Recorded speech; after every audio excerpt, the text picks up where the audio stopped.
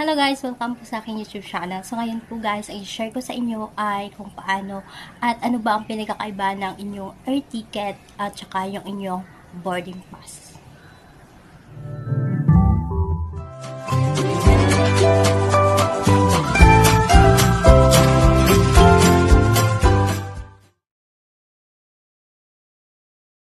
Hello guys, so dito po sa video ito ay isa-isahin po natin kung ano ba ang pinagkakaiba ng air ticket at saka ng inyong boarding pass. So guys, itong dalawang bagay na to ay pinaka-importante o napaka-importante, pero hindi natin alam bakit may air ticket na tayo pero kailangan pa natin kumuha ng boarding pass.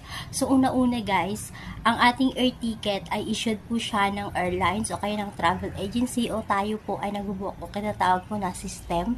Ayan, isa pong issued po na nandyan po yung ating mga details. Ayan, yung ating flight details, ang terminal o kaya anong date ng ating travel at saka ng time natin ng ating flight. Ayan, so yan po ang ating air ticket.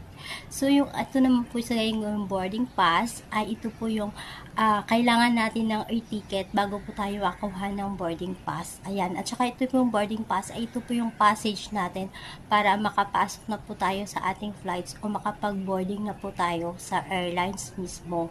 So ayan po ang pinagkakaiba ng air ticket at saka ng boarding pass.